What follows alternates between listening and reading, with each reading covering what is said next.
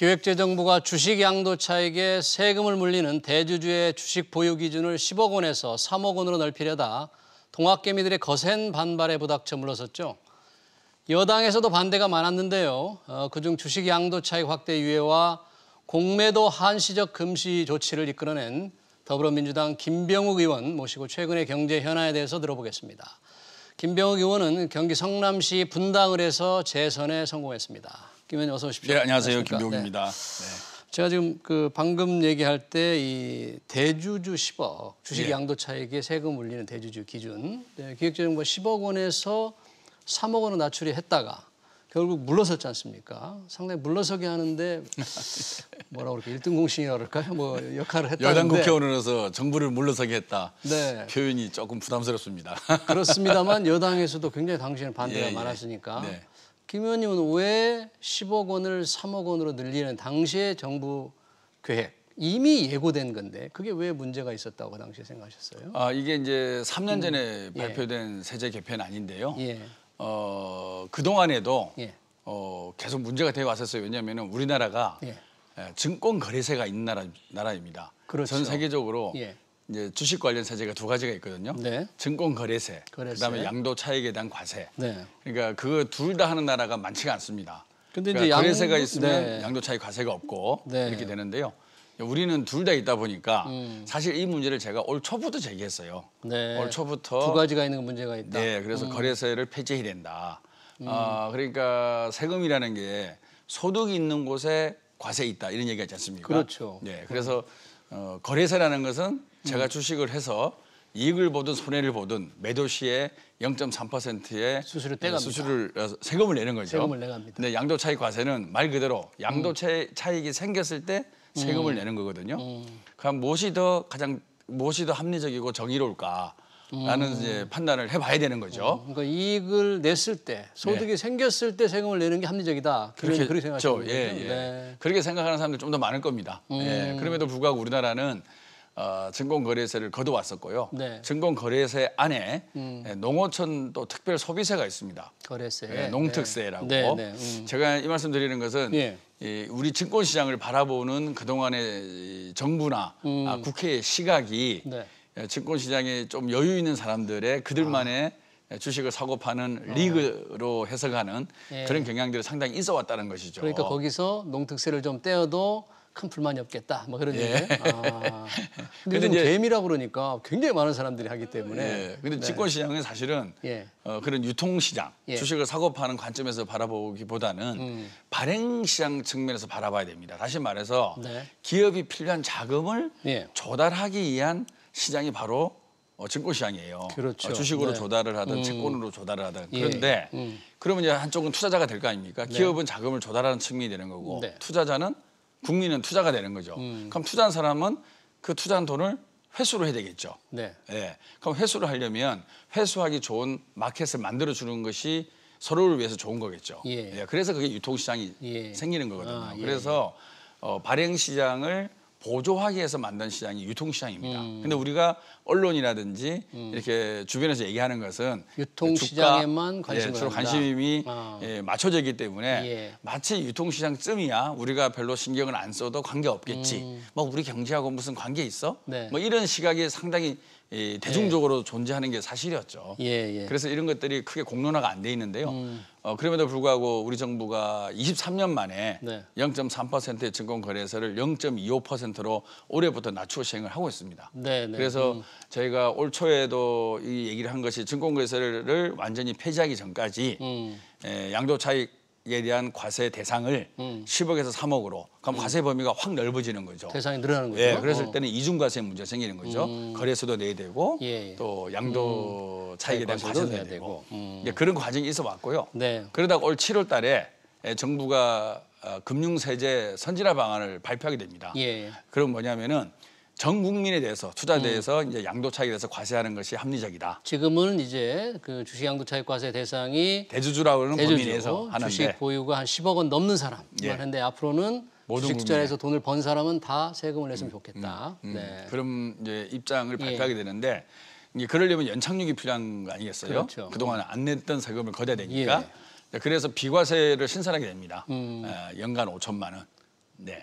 그리고 수익 이익이 연간 5천만 원까지는 세금을 안 비과세. 물린다. 예. 그리고 거래세도 예. 지금 0.25%인데 네. 0.15%까지 낮추는 거. 네, 네. 그리고 주식이라는 게 금융 상품별로 손익이 생기고 또는 손실이 생길 수 있잖아요. 그렇죠. 그래서 통산해서 계산해야 되는데 지금 그게 잘 안 되고 있습니다. 예를 들면 주식과 채권을 다 합해가지고 예. 벌은 것과 잃은 거를 다 예. 합해서 채권은 마이너스가 나지 않겠지만. 네, 그렇겠네요. 네, 그러니까 주식은 전체. 그리고 주식의 특성상 한 해는 강세장, 또 한 해는 약세장이 생길 수 있습니다. 그렇죠. 예, 그래서 손실이 나는 해에 손실을 이월에서 공제해주는 시스템을 갖춰야 됩니다. 기업들의 손실 세금 이월 이율처럼 공제. 개인의 소득도 이렇게 된다. 5년간 네. 그렇죠. 법인세처럼요. 이런 것들이 사실 갖춰져야 되는데 지금은 이제 이것을 2024년부터 해야 되고 전산화 작업도 해야 되거든요. 근데 그런 것들 갖춰지지 않은 속에서 아까 말한 증권거래세 문제, 양도차익 비과세 문제, 통상과세 문제, 이월 공제 문제 이런 것들이 전혀 갖춰지지 않은 속에서 10억에서 3억으로 양도차익에 대한 과세 범위를 넓혔을 때 우리 주식시장이 과연 우리 주식시장에 어떤 문제가 발생될 수 있겠느냐. 그리고 과연 이것이 합리적이고 시장 활성화에 도움이 되겠느냐. 이런 고민을 제가 연초부터 쭉 해왔던 거죠. 그래도 이제 그 홍남기 경제부총리가 끝까지 고집을 했잖아요. 뭐 사표까지 냈으니까 본인은 이제 굉장히 타당하다고 생각했는데 그 타당하다고 생각에는 밑받침에는 주식 보유량이 이렇게 많은 사람들 정도는 양도 차익을 내야만 공평 과세에 접근하는 게 아닌가 이런 생각이 담겨 있지 않았겠습니까? 저는 기재부 또 우리 홍남기 부총리의 마음을 이해는 합니다. 기재부의 사명이 나라 국가를 지키는 거지 않습니까? 그래서 세수가 조금만이라도 줄어들면 아무래도 안타깝게 생각하고 그 빈 세수를 다른 데서 메꾸려고 노력을 하는 거죠. 저는 그게 기재부가 갖고 있는 순수한 나라 사랑하는 마음이라고 생각을 하고 있습니다. 그럼에도 불구하고 조금 이제 아쉬운 부분은 제가 아까 말씀드린 4가지 부분이 밑바탕이 안 되어 있는데 과연 이것을 3년 전에 정부가 발표했다라는 이유만으로 그 정책의 일관성이라고 얘기하죠. 그렇죠. 정책의 일관성을 지키는다는 것으로 과연 불합리한 과세 체제가 있음을 과연 커버할 수 있겠느냐, 극복할 수 있겠느냐라는 문제를 제기를 하는 거죠. 그래서 저는 물론 공평과세 해야 됩니다. 하지만 그러기 전에는 공평과세를 위한 토대부터 만들어 놓고 공평과세를 얘기하는 것이 순서가 맞지 않냐 그런 말씀을 드린 거죠. 그래서 저희가 이제 뭐 많은 논란과 토론을 거쳐서 조금 늦었습니다. 사실 좀 빨리 발표를 했었어야 되는데요. 좀 아쉽지만 정부가 결단을 해준 것에 대해서 감사의 말씀을 드립니다. 네. 그 큰 역할을 하셨는데 그러면 아까 말씀 중에 이제 2023년입니까? 이제 주식 양도 차익가 전면적으로 시행이 되잖아요. 물론 이제 비과세 대상은 있지만 또 거래세는 좀 낮아진 상태로 또 물리잖아요. 그 당시 또 가서 이 투자자들이 반대하면 어떡하죠? 반대하지는 않을까요? 조금 가능성이 있죠. 그럼 어떻게 합니까? 그때는 괜찮다고 아까 말씀드린 대로 우리 증권거래세 0.15%의 농어촌 특별세가 있습니다. 근데 다 아시다시피 이 농어촌 부분에 대한 세수가 정말 중요하거든요. 중요한데 이것을 없앴을 때 아까 기재부 입장은 또 다른 곳에서 이 없어지는 만큼 거둬야 되는데 그러니까 사실 기재부도 증권거래소가 장기적으로 폐지가 돼야 된다는 걸 동의를 하고 있어요. 근데 이제 그 속에 0.15%의 농어촌 특별세가 있는데 이게 또 코스피 시장에만 있고요. 코스닥은 없습니다. 또. 그렇습니까? 굉장히 좀 불균형적이네요. 그래서 약간 좀 땜질식으로 이 과세가 만들어져 왔는데요. 그럼 김 의원님은 이 농어촌 특별세를 코스피에 붙은 특별세를 없애야 된다 지금. 저는 장기적으로 없애야만이 이중과세의 명분에서 그 공격으로부터 저희가 자유로워지고 또 아까 말씀드린 대로 거래세와 양도세를 다 같이 걷는다는 극히 드뭅니다. 그렇죠. 그래서 우리 주식시장 활성화를 위해서는 세제가 좀 더 합리적이고 주식 투자자들이 이해할 수 있는 정도의 과세 체제를 갖춰야 되는데 거래세가 0.15% 남아 있는 속에서 양도 차익 과세를 전면화했을 때 분명히 논란은 생길 수 있다. 근데 김 의원님 그 자체 시행은 찬성을 하는데 이 농어촌 특별세를 여기서 붙여서 걷는 것은 좀 합리적이지 않은 것 같다. 다른 그래서 쪽으로, 저는 좀 대안을 제시해 보면요. 2023년부터 이제 양도 차익에 대한 과세가 되니 그 양도 차익 과세의 일부분을 농어촌 특별세로 좀 농어촌 이렇게 특별세로 넘기면 어떻게 했느냐 이런 그쪽에 쓰거나. 조심스러운 그렇게 거둔 대안을- 주식 양도 차익으로 거둔 세금을 예. 그렇게 쓰면 되겠다. 일부를 이쪽으로 네. 넘기면 네. 되지 않겠냐. 다만 그 세수의 규모를 사실 예측할 수 없지 않습니까? 그렇죠. 주시장이 얼마나 네. 화랑이 될지 주가가 얼마나 올라갈지 모르는 거고요. 그래서 그런 부분에서 이제 우리 기재부가 아직 결단을 못 내리고 있는 거죠. 지금 상임위가 기재이신 저는 정무입니다. 정무이십니까? 예, 정무위에서는 그러면 이걸 주장을 하거나 법안 발의를 할 수 있습니까? 어떻게? 법안은 발의가 된 게 아직은 없고요. 없는 걸로 알고 있고요. 예. 제가 좀 준비를 하고 있습니다. 아 그렇군요. 네. 예, 정무위에서 상당히 변화가 있을 수도 있겠네요. 김 의원님 이렇게 적극적으로 주장하시면 네. 많은 노력이 필요하다고 봅니다. 그리고 알겠습니다. 또 합의가 필요하고요. 좀 지켜보겠습니다. 예.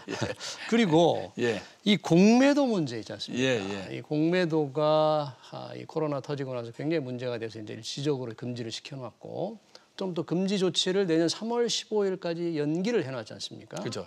상당히 공매도 금지에 대해서도 굉장히 목소리를 크게 내셨잖아요. 예. 아예 없애야 되는 겁니까? 어떻습니까?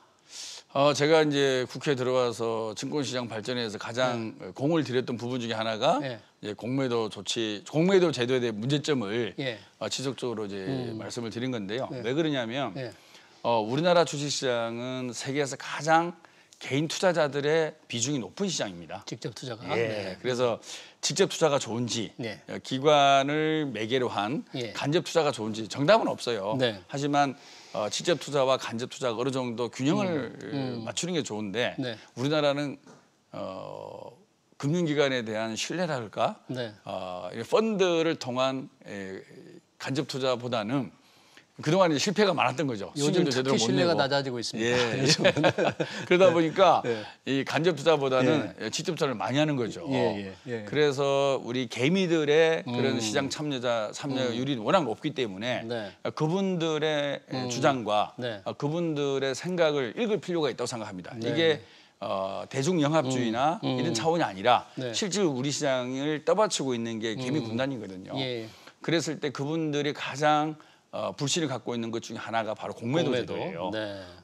현물 시장에는 80~90%가 개인들이 거래를 하고 있는데 네. 공매도 시장은 외국인과 기관이 거의 99%고 그렇죠. 네. 개인은 1%밖에 안 됩니다. 개인이 할 수 있는 룸이 워낙 적으니까. 예. 네. 그러다 보니까 공매도 시장이 기울어지는 운동장이다. 그렇죠. 기관과 개인들에게만 외국인들에게만 그렇죠. 유리한 시장이 아니냐. 예. 이제 이런 주장을 계속 해왔고 코로나19 이후에 주식 시장이 약세가 될 가능성이 높죠. 예. 그래서 이제 공매도는 가격 발견이라는 좋은 순기능도 있지만 네. 약세장에는 주가를 더 가속화시키는 그렇죠. 하락을 가속화시키는 그런 측면도 있거든요. 그래서 이제 공매도를 한시적으로나마 금지시켜야 된다라고 주장을 했었고 네. 지금 두 번 이제 또 연장이 연장이 되는 되는 상태인데요. 거죠. 네.